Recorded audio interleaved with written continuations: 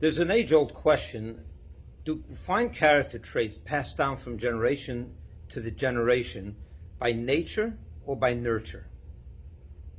In this week's Torah portion, we may have an answer to this question. The Torah tells us that a Jew is not allowed to marry anyone that comes from the nation of Ammon or Moab. Now these two, and that's even if they convert. In other words, they became Jewish. As long as they came from the nation of Ammon and Moab, you're not allowed to marry them. And the Torah gives the reason, because when the Jews were traveling through the desert, they were in need of certain help, provisions, different things they needed. And these two nations could have helped, and they refused to help the Jews when they needed them.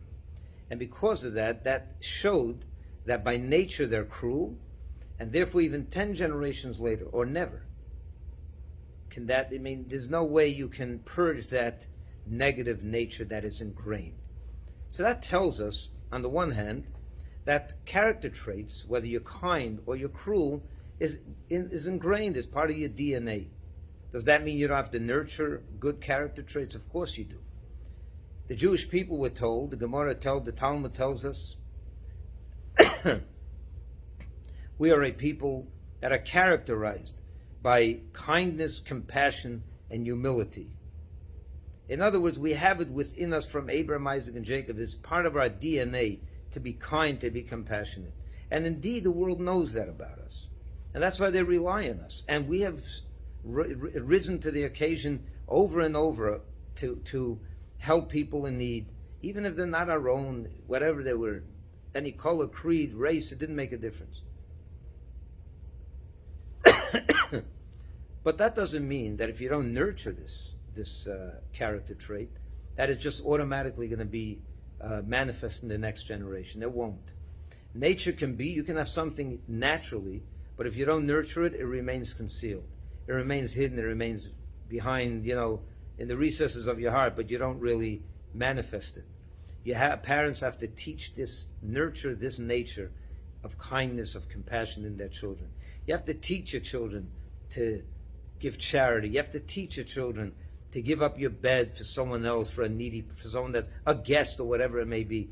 Invite people to your home, to be kind, to be a mensch, to be a good person, good character traits. As the old Jewish way of life, it didn't come just by nature. It came by a lot of nurture. Our parents cared for that, and they taught it to us. So yes, we have a tremendous advantage that in our DNA we had a father called Abraham, and he ingrained within us naturally the tendency to be kind. And that's why the world puts us on a pedestal. They hold us to a higher standard. We welcome that as long as the standard is livable. Sometimes they hold us to a standard that is unpractical. But a higher standard by all means, because we do have that. But parents, teachers, educators, you cannot rely on that. You have to nurture that nature. You have to teach your children the right way. I want to conclude with a story. I heard this from the chief rabbi in Russia, that President Putin once told him that what made him have an affinity for the Jewish people, and he's helped the Jewish people over the last 20 years in a very big way. And he said when I was a child, my parents didn't have much, and I was always hungry, looking for something. And I had a Jewish neighbor who was a Hasidic Jew, and they used to bring me into the house. They used to bring me out sandwiches, cookies, whatever they had. They would share it with me. They'd take care of me. And I grew to love that aspect of the Jewish people, as many other aspects as well. But that stuck out. That really made an impression on Putin. And he remembered it till today. And we're benefiting from that kindness. But that's in our nature. That's just who we are. Nurture that wonderful nature. Shabbat Shalom, and have a wonderful week.